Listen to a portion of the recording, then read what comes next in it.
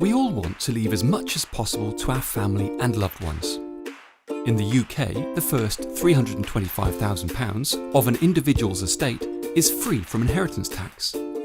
But everything over this could be taxed at 40%. Without careful planning, HMRC could easily become the largest beneficiary of your estate, leaving your family with a large tax bill to settle. There are a number of arrangements available to help you reduce your inheritance tax liability. A discounted gift trust account from Canada Life is an arrangement whereby you receive regular payments to supplement your income and can reduce the amount of inheritance tax that could be payable when you die, which could increase the amount your family receive. You invest in an investment bond held under a discounted gift trust.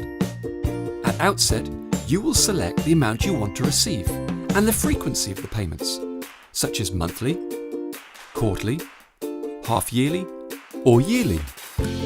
These payments are designed to continue for the rest of your life. The trust is a legal arrangement whereby you appoint both the trustees to hold the investment and the people you want to benefit. These are the beneficiaries. You, as the investor, can be a trustee, but you cannot be a beneficiary. With a discounted gift trust from Canada Life, you can name specific beneficiaries that cannot be changed.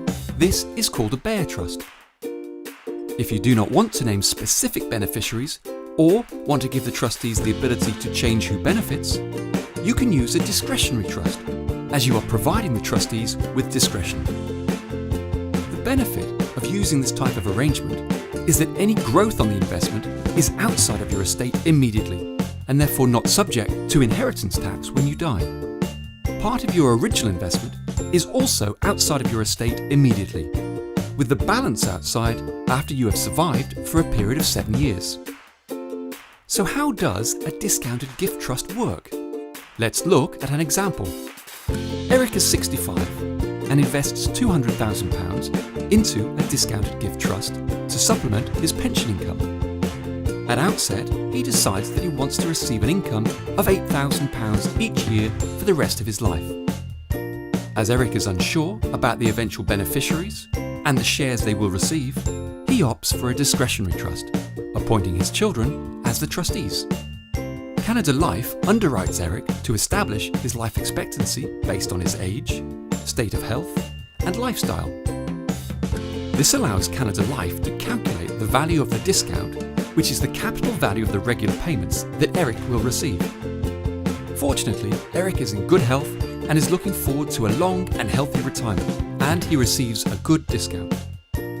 Had Eric been older or in poor health, then his life expectancy would be shorter. This would have meant that the regular payments would not be expected to continue for as long, and therefore the capital value of these payments would be worth less. The capital value of the regular payments is the discount that Eric receives.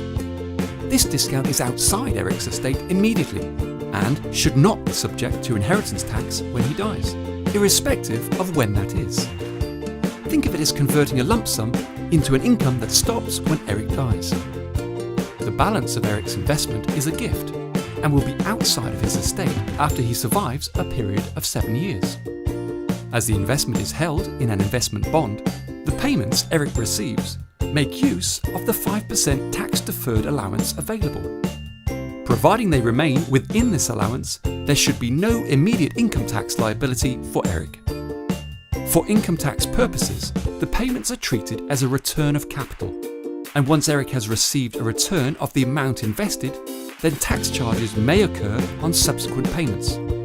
This could be, for example, after 20 years at 5% each year, or 25 years at 4% each year, and so on. Sadly, Eric dies 17 years later, having lived well during his retirement, spending his pension income and the payments he received from the trust.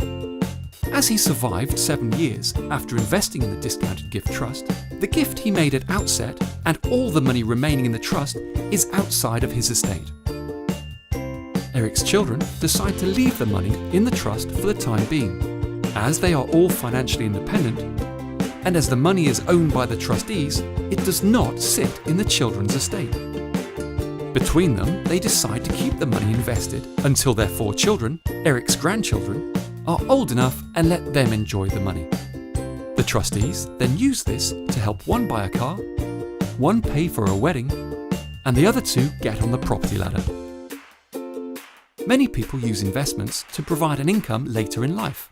But in many instances, the capital remaining on death could be subject to 40% inheritance tax. By gifting this capital into a suitable trust designed to provide regular payments back to the investor, the potential inheritance tax payable could be reduced. As with all important investment decisions, you will need to speak to your professional advisor before investing.